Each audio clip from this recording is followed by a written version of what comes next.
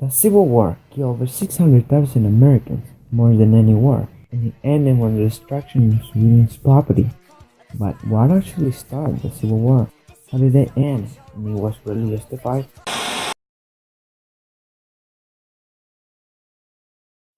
The American Civil War started on April 12, 1861 and ended May 9, 1865.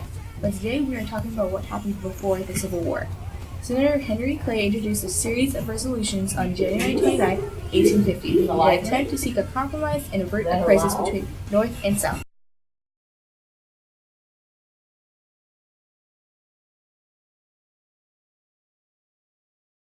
As part of the Compromise of 1850, the Fugitive Slave Act was amended and the slave trade in Washington, D.C. was abolished. The North got California admitted to the Union, and the South got the Fugitive Slave Act.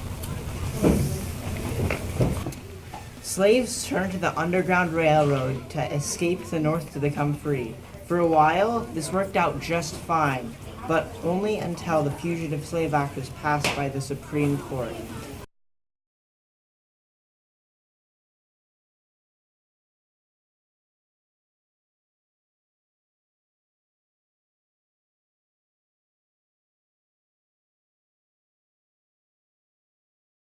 This Fugitive Slave Act deported free slaves back to the South. It also made it a crime to help free slaves. This started a fire in the abolitionist cause, which now became mainstream in the North. The fire just eventually turned violent and wasn't beneficial for either side.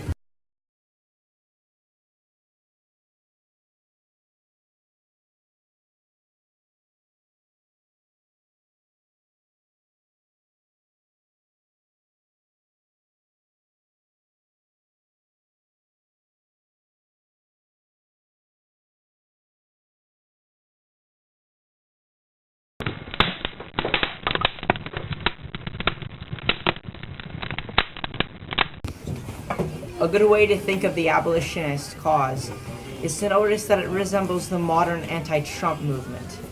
It does have its differences, though. One difference is that the abolitionist movement actually had an impact on American history because it got something done, unlike the anti-Trump movement, and it was also justified, unlike the anti-Trump movement. What it does have in common, though, is that one side consists of liberal Northerners getting upset at something that barely affects most of them, and the other side consists of middle-class, blue-collar Americans trying to provide for themselves and their families. This is an important thing to consider when trying to answer the question of was the Civil War really justified? Because the Fugitive Slave Act barely applied when the Southern slave states seceded from the Union. The Fugitive Slave Act only still applied to Maryland, Delaware, Missouri, and Kentucky. America prepared for another presidential election in 1860. The Northern Republicans and the Southern Democrats could not agree on a candidate. The North chose Senator Stephen Douglas. The Southern Democrats backed the current Vice President John C. Breckinridge of Kentucky, who supported slavery in the territories. Lincoln won of 180 of 183 electoral votes in free Kentucky, in free states. Lincoln passed the Emancipation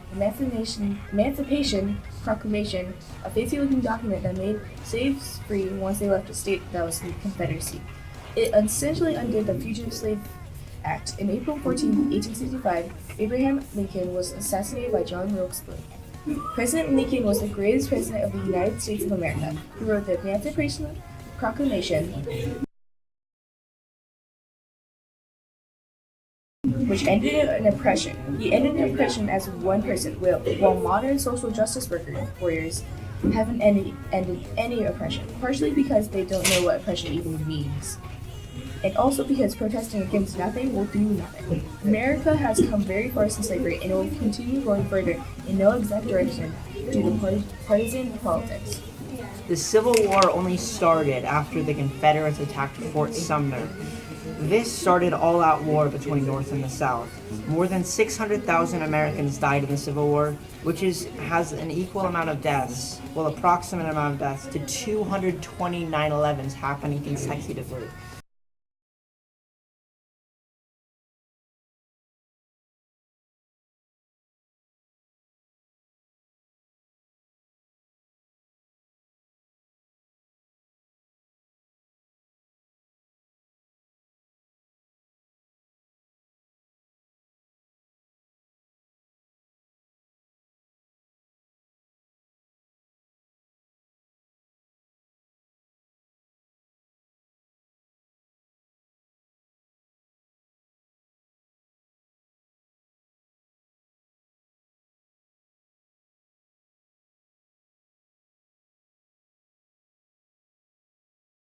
The Confederates usually didn't want to go to war, but felt like they had to because of the Sherman's March of the Sea.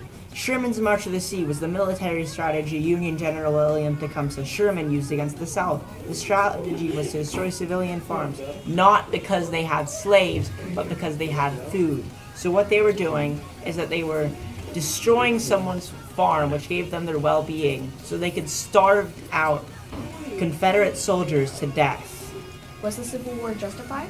No, but the secession of the South definitely wasn't justified either, and neither was slavery. But the war was not the only answer.